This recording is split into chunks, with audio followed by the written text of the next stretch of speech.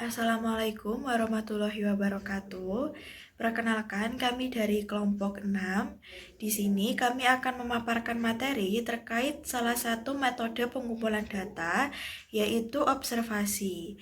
Materi ini kita ambil dari buku Mas Karan tahun 2016 di chapter 8. Nah, sebelum masuk ke materi, perkenalkan kelompok kami terlebih dahulu.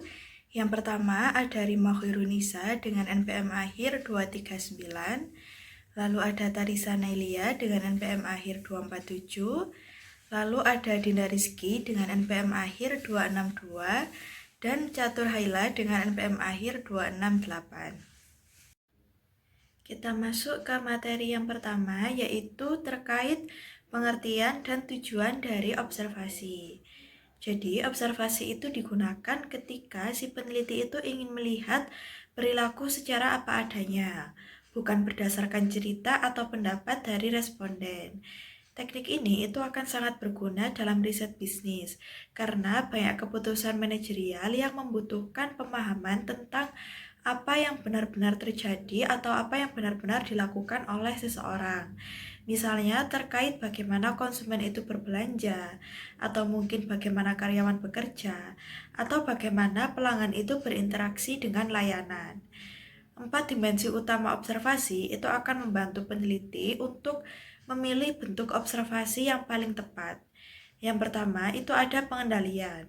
Ini akan menentukan apakah peneliti itu membiarkan situasi berjalan secara alami atau menciptakan kondisi tertentu untuk melihat respon dari subjek. Kemudian yang kedua, peran pengamat. Itu menjelaskan sejauh mana peneliti itu terlibat. Apakah hanya mengamati dari luar atau ikut masuk dalam aktivitas kelompok. Yang ketiga ada struktur. Ini akan menggambarkan apakah si pengamatan itu dilakukan dengan kriteria yang jelas atau lebih eksploratif untuk menemukan pola. Kemudian yang terakhir ada penyembunyian. Ini berkaitan dengan etika dan juga keaslian dari perilaku. Apakah subjek itu tahu bahwa mereka sedang diamati atau tidak? Nah, jadi dengan memahami keempat aspek yang sudah saya sebutkan, peneliti itu dapat merancang observasi yang lebih tepat, etis, dan tentunya sesuai dengan tujuan penelitian, sehingga hasilnya itu akan lebih akurat dan dapat diandalkan. Selanjutnya, kita akan membahas mengenai 4 dimensi utama yang mencirikan jenis observasi. Pertama, kita akan membahas 2 jenis pengamatan berdasarkan tingkat kendali peneliti terhadap situasi yang diamati. Nah, itu ada control observation sama uncontrolled observation. Nah, kalau control observation sendiri, ini dilakukan dalam kondisi yang sengaja diatur maupun dimanipulasi oleh peneliti. Misalnya, peneliti mengubah tata letak toko, mengatur tingkat tekanan waktu, ataupun menciptakan lingkungan kerja tertentu untuk melihat bagaimana perilaku individu ini berubah. Karena kondisi sudah dikendalikan, peneliti dapat lebih mudah mengidentifikasi hubungan sebab akibat dan juga membandingkan bagaimana setiap orang merespon situasi yang sama. Nah, jenis observasi ini bisa dilakukan di laboratorium ataupun ruang nyata yang sudah direkayasa. Sebaliknya, uncontrolled observation yaitu terjadi di lingkungan alami tanpa ada intervensi. Peneliti hanya mengamati peristiwa apa adanya tanpa mempengaruhi situasi. Keunggulan pendekatan ini adalah perilaku yang muncul cenderung lebih autentik karena partisipan tidak berada dalam kondisi buatan. Namun kelemahannya cukup signifikan karena banyak faktor tidak dapat dikendalikan. Sangat sulit untuk mengetahui penyebab pasti dari perilaku ataupun peristiwa yang diamati. Nah, situasi nyata ini biasanya kompleks sehingga peneliti harus berhati-hati dalam menarik kesimpulan. Dengan demikian, perbedaan utama kedua jenis pengamatan ini terletak pada tingkat manipulasi situasi oleh peneliti serta kemampuan untuk mengidentifikasi hubungan yang kausal. Selanjutnya yang kedua, yaitu membahas mengenai perbedaan mendasar terletak pada peran peneliti selama proses observasi. Nah, ini tuh ada 2 juga, ada non-participan observation sama participan observation. Nah, non-participan observation adalah situasi ketika peneliti tidak ikut terlibat dalam aktivitas objek penelitian.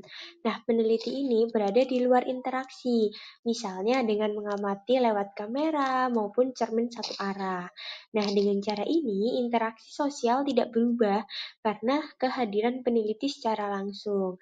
Dan hal ini bermanfaat ketika peneliti ingin menghindari pengaruhnya terhadap perilaku subjek.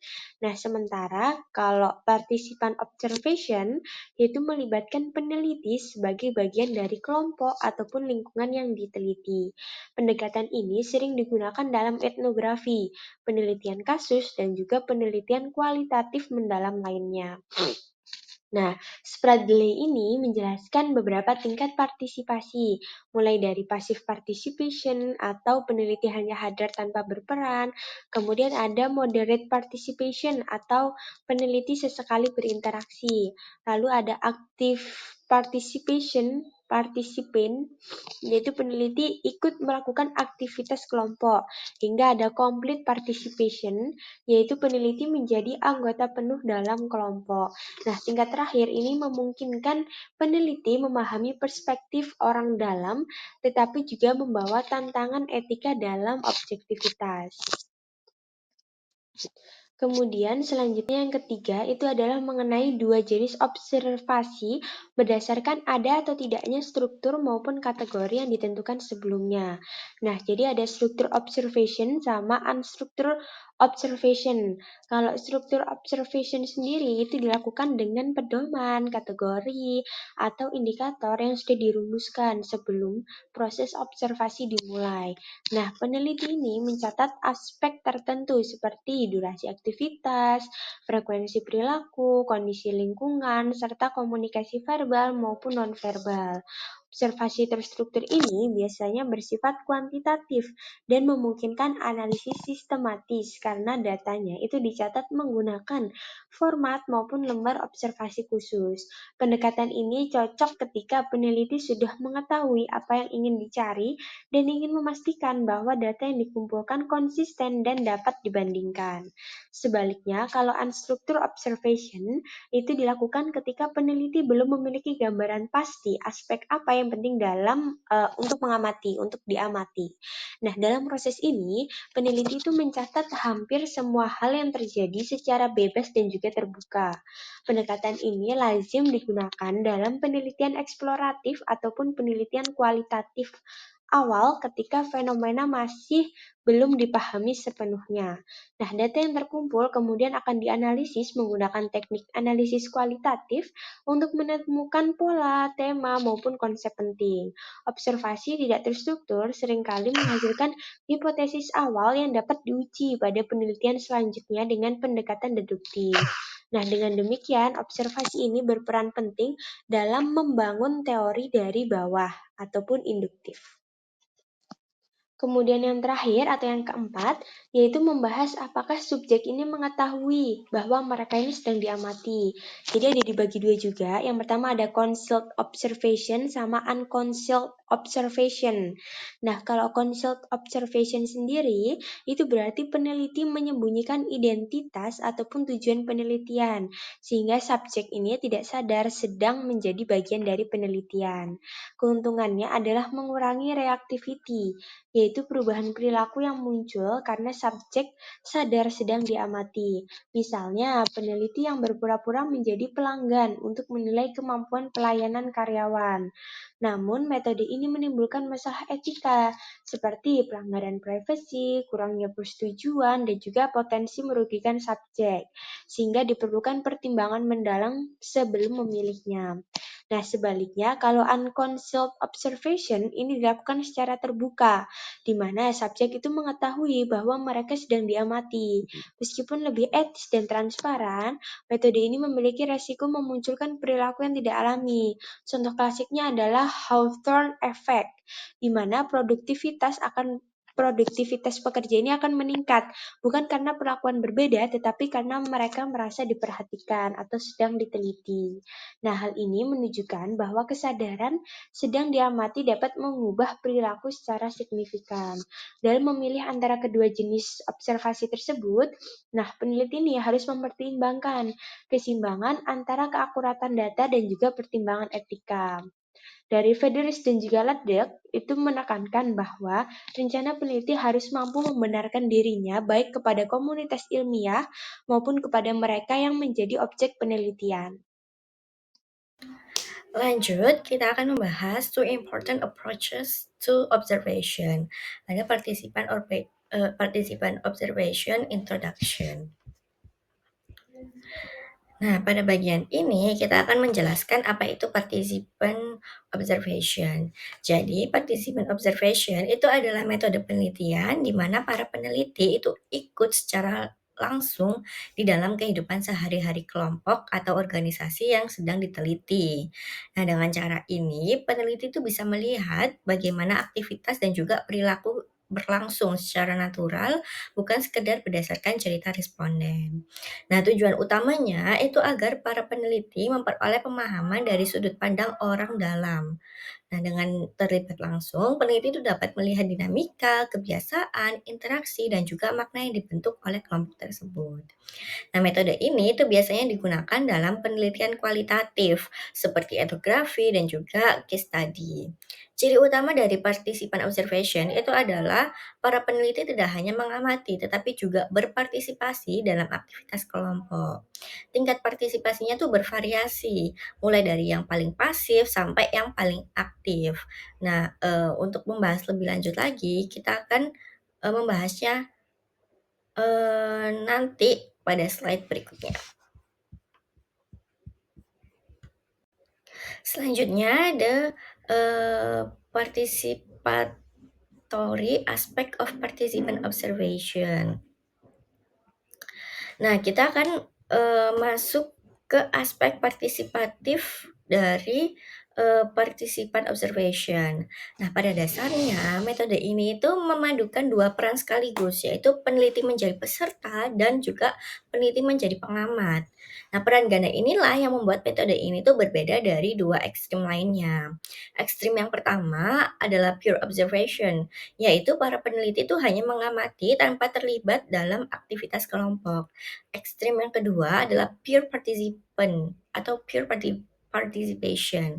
Nah, di mana peneliti itu begitu larut dalam kegiatan kelompok sehingga kehilangan jarak kritis atau objektivitas. Nah, kondisi ini itu sering disebut sebagai going native. Nah, dalam participant observation, peneliti itu harus menjaga keseimbangan agar tidak terlalu jauh ke salah satu ekstrim. Nah, tingkat partisipan sendiri itu ada beberapa. Yang pertama ada passive participation, yaitu peneliti hadir tetapi tidak ikut dalam aktivitas.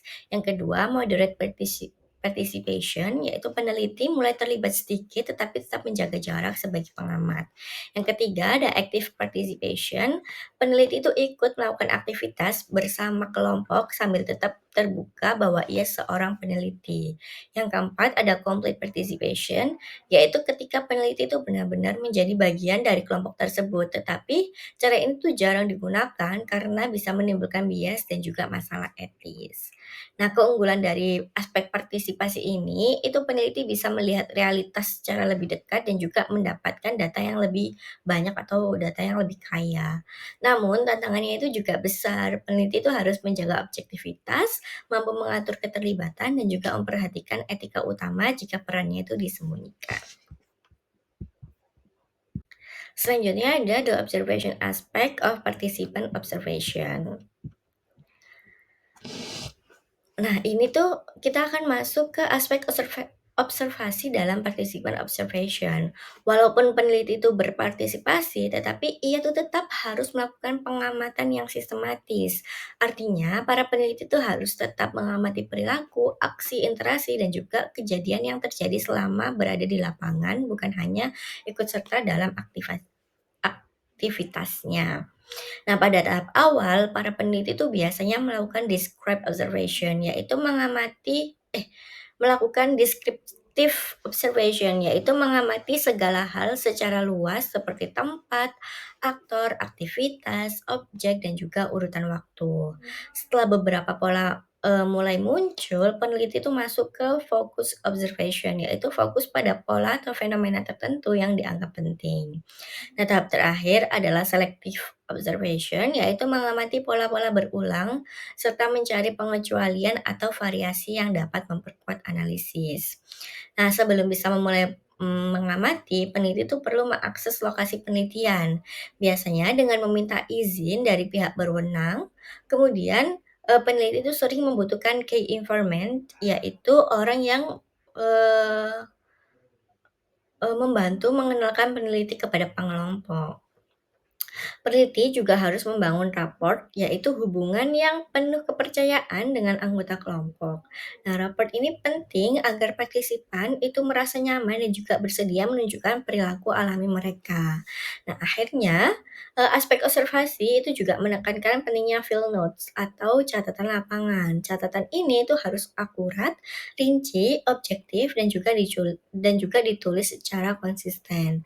Nah, dari catatan inilah proses analisis data itu nantinya dimulai. Jadi, partisipan observation itu bukan sekedar ikut serta, tetapi juga kemampuan untuk melihat, mencatat, dan juga menganalisis fenomena sosial secara mendalam. Pada slide ini saya akan membahas tentang what to observe. Dalam observasi, hal pertama yang harus ditentukan itu adalah apa yang sebenarnya ingin kita lihat. Observasi itu bukan tentang menilai atau menebak pikiran seseorang, tapi benar-benar fokus pada perilaku yang bisa dilihat secara nyata. Misalnya, bagaimana seorang itu merespon tugas, bagaimana interaksi antar individu itu terjadi, atau kapan aktivitas itu dimulai dan berhenti, atau bagaimana fasilitas itu digunakan. Nah, tujuannya ini adalah menangkap perilaku alami dalam konteks lingkungan nyata, bukan perilaku yang dibuat-buat atau berdasarkan ingatan responden. Dalam menentukan apa yang diamati, peneliti itu perlu memilah mana perilaku yang relevan dan mana yang tidak. Tidak semua tindakan penting untuk dicatat, hanya perilaku yang sesuai dengan tujuan penelitian. Selain itu, perlu diputuskan apakah observasi itu dilakukan secara kontinu sepanjang waktu atau menggunakan time sampling, yaitu hanya pada periode waktu tertentu. Dengan mendefinisikan objek observasi secara spesifik di awal, data yang dikumpulkan itu akan lebih fokus, sistematis, dan juga tidak melebar ke hal-hal yang tidak penting. Selanjutnya ada structure observation introduction. Structure observation adalah pendekatan observasi yang sangat sistematis. Semua aspek seperti tempat observasi, perilaku yang dicatat, dan metode pencatatan itu sudah dirancang sebelum kegiatan lapangan itu dimulai. Jadi, peneliti itu tidak melakukan observasi secara bebas, tetapi mengikuti aluran yang sudah distandarkan. Metode ini sangat cocok untuk penelitian kuantitatif karena memungkinkan peneliti menghitung frekuensi atau durasi perilaku dengan akurat. Keunggulan struktur observation adalah data yang diperoleh itu menjadi seragam, sehingga mudah dibandingkan antar individu, antar waktu, atau antar grup. Namun, kelemahannya sangat mungkin ada perilaku menarik atau spontan yang sebenarnya penting tetapi tidak tercatat karena tidak masuk kategori yang sudah dirancang. Dengan kata lain, struktur observation itu kuat untuk mengatur perilaku yang jelas dan dapat diprediksi, tetapi kurang fleksibel ketika dinamika lingkungan itu sangat berubah-ubah. Selanjutnya ada coding schemes in structure observation. Coding scheme ini adalah inti dari struktur observation. Semua perilaku yang ingin dicatat itu harus dikategorikan di dalam daftar kode. Dengan daftar ini, semua observer akan tahu perilaku apa yang harus diperhatikan dan bagaimana bisa mencatatnya. Hal ini mencegah bias interpretasi karena yang dilihat itu bukan pendapat pribadi peneliti, tetapi kategori perilaku yang sudah disepakati. Coding itu membantu observasi menjadi lebih objektif dan terukur. Namun, penyusunan coding scheme ini tidak bisa sembarangan. Kategorinya tuh harus jelas dan tidak timpang tindih. Misalnya, dalam observasi ruang kelas, mengerjakan tugas dan diam itu tidak boleh tumpang tindih jika siswa diam karena melamun. Makanya, kategori itu harus saling eksklusif. Untuk memastikan reliabilitas, coding scheme ini biasanya diuji coba terlebih dahulu. Kalau beberapa observer itu menghasilkan catatan yang konsisten dari situasi yang sama, berarti coding scheme ini sudah efektif. Kalau tidak, kategori itu perlu diperbaiki agar semua observer itu menafsirkannya dengan cara yang sama. Selanjutnya ada coding schemes various ways in which the researcher coding scheme ini adalah inti dari struktur observation. Semua perilaku yang ingin dicatat itu harus dikategorikan di dalam daftar kode. Dengan daftar ini, semua observer akan tahu perilaku apa yang harus diperhatikan dan bagaimana dicatat frekuensinya bisa untuk melihat seberapa Hal sering ini mencegah terjadi atau dicatat bias durasinya untuk mengetahui interpretasi berapa lama karena berlangsung. yang Selain dilihat itu, coding itu juga bukan bisa pendapat berbasis pribadi intensitas peneliti, menggunakan skala tetapi untuk kategori nilai seberapa perilaku kuat yang suatu sudah perilaku itu disepakati. muncul. Menggunakan Coding itu sequence membantu coding untuk observasi mencatat menjadi lebih urutan objektif kejadian dan dan alur terukur. interaksi antar individu, Namun, atau menggunakan penyusunan time sampling dengan coding scheme membagi ini tidak bisa observasi ke sembarangan. interval waktu Kategorinya tuh tertentu harus lalu jelas mencatat dan perilaku yang tidak tampak timpang pada tiap tindih. interval. Intinya, Misalnya, peneliti itu harus memilih dalam teknik coding observasi ruang yang paling kelas, sesuai dengan tujuan mengerjakan tugas penelitian, dan karena diam keputusan itu ini tidak akan boleh menentukan tumpang bentuk tindih data, jika kedalaman siswa analisis, diam karena serta melamun. akurasi hasil observasi. Makanya, kategori itu harus saling Selanjutnya eksklusif ada untuk illustrate memastikan various ways in which the reliabilitas. researcher Coding can scheme code events. ini menjelaskan biasanya bahwa diuji coba terlebih dalam dahulu. observasi terstruktur, Kalau peneliti itu beberapa bisa mencatat atau observer itu mengcoding menghasilkan perilaku catatan yang konsisten dengan dari beberapa situasi yang cara yang sama, berbeda tergantung berarti coding kebutuhan scheme ini penelitian. sudah efektif. Perilaku Kalau itu dapat tidak, dicatat kategori itu hanya perlu sebagai diperbaiki terjadi atau agar tidak semua terjadi, observer itu yes menafsirkannya or dengan no, cara yang dicatat sama. frekuensi. Kemudian yang terakhir, kelebihan dan juga kekurangan dari metode observasi. Kita bahas terlebih dahulu terkait kelebihannya.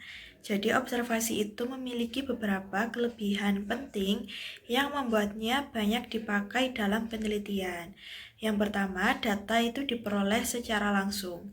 Karena peneliti itu melihat perilaku dari seseorang secara nyata, maka hasilnya itu akan lebih objektif. Jadi kita itu tidak bergantung pada jawaban dari responden yang kadang itu bisa lupa atau mungkin tidak jujur. Kemudian kelebihan yang kedua, merekam berbagai aspek sekaligus. Jadi observasi itu akan memungkinkan peneliti itu menangkap konteks yang lebih luas dibandingkan metode yang lainnya. Misalnya terkait suasana dari tempat kerja, atau bisa juga melihat pola interaksi dan juga lingkungan secara fisik. Informasi seperti ini itu seringkali tidak muncul dalam metode wawancara. Kemudian yang ketiga, efektif untuk subjek yang sulit diwawancarai. Untuk kelompok seperti anak kecil atau mungkin eksekutif yang sangat sibuk, observasi mungkin menjadi alternatif utama karena mereka mungkin tidak bisa atau mungkin tidak sempat menjelaskan perilaku mereka secara verbal. Kemudian kelebihan yang keempat, datanya itu lebih andal. Karena berdasarkan kejadian nyata, observasi itu akan mengurangi resiko distorsi. Data itu biasanya lebih konsisten dan lebih akurat dibandingkan dengan data yang hanya berasal dari persepsi seorang individu. Jadi secara keseluruhan, observasi itu memberikan gambaran yang lebih real atau lebih natural dan juga menyeluruh mengenai perilaku manusia dalam konteks bisnis. Selanjutnya, kita akan bahas terkait kekurangan dari metode observasi. Yang pertama ada reaktivitas. Ketika subjek itu tahu bahwa mereka sedang diamati, mereka bisa saja mengubah perilaku, misalnya menjadi lebih hati-hati atau mungkin lebih sopan, bahkan berusaha menunjukkan perilaku terbaiknya. Nah, akibatnya data yang diperoleh itu bisa saja tidak mencerminkan perilaku secara alami. Yang kedua, bias pengamat. Peneliti itu bisa saja salah menafsirkan perilaku atau terbawa suasana bila terlalu dekat dengan subjek, terutama pada observasi partisipan. Nah, hal ini tentunya akan membuat hasil penelitian itu menjadi kurang objektif dan dapat mempengaruhi kualitas data. Lalu yang ketiga, tidak menangkap proses berpikir. Observasi itu hanya menunjukkan apa yang dilakukan oleh seseorang, bukan mengapa mereka melakukannya. Motivasi, pertimbangan, dan perasaan itu tidak dapat ditangkap secara akurat hanya dengan mengamati perilaku seseorang. Dan yang keempat, waktu dan biayanya itu besar. Observasi itu membutuhkan kehadiran peneliti dalam jangka waktu yang cukup lama untuk mendapatkan data yang lebih akurat. Hal ini itu akan membuat prosesnya lebih mahal, lebih melelahkan, dan tentunya kurang efisien jika dibandingkan dengan metode yang lain seperti survei atau wawancara. Baik, demikian materi yang bisa dipaparkan oleh kelompok kami. Apabila ada kurang lebihnya, kami mohon maaf. Wassalamualaikum warahmatullahi wabarakatuh.